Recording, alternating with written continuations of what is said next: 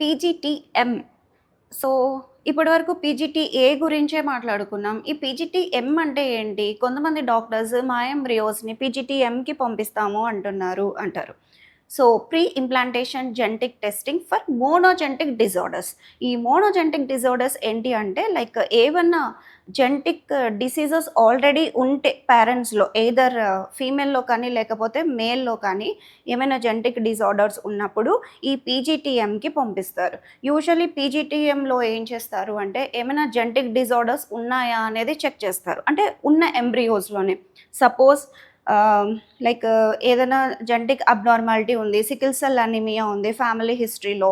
So, ఇలాంటి వాళ్ళు ఏంటి ఫ్యామిలీ హిస్టరీలో సికిల్ సెల్ అనీమియా ఉన్నప్పుడు పీజీటీఎం చేసుకొని ఒకవేళ ఇన్ కేస్ ఆ క్యారియర్ జీన్ అంటే ఓన్లీ సింగిల్ జీన్ అనమాట. అది మ్యుటేషన్ అనేది ఉంటుంది.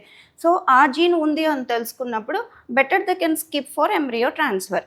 అలాగే ఒకవేళ ఇన్ కేస్ ఎంబ్రియోస్‌లో ప్రాబ్లమ్ ఏం లేదు అంటే they can be transferable. So, ఇలా ట్రాన్స్‌ఫర్ చేసుకున్న ఎంబ్రియోస్‌లో ఏంటి అంటే సపోజ్ 3 ఎంబ్రియోస్‌లో అట్‌లీస్ట్ ఒక 1 ఎంబ్రియో మనకి లైవ్ బర్త్ ప్రెగ్నెన్సీ రేట్ అనేది ఉంటుంది. సమ్‌టైమ్స్ మిస్‌క్యారేజెస్ రేట్స్ కూడా ఉంటాయి. ఈ పీజీటీఎంలో కూడా. పీజీటీఎం యూజువల్లీ 40 ఇయర్స్ లోపల ఉన్న వాళ్ళకి సజెస్ట్ చేస్తారు. ఓవర్ 40 ఇయర్స్ కొంచెం ఆలోచిస్తారు పీజీటీఎంకి ఎళ్ళడానికి.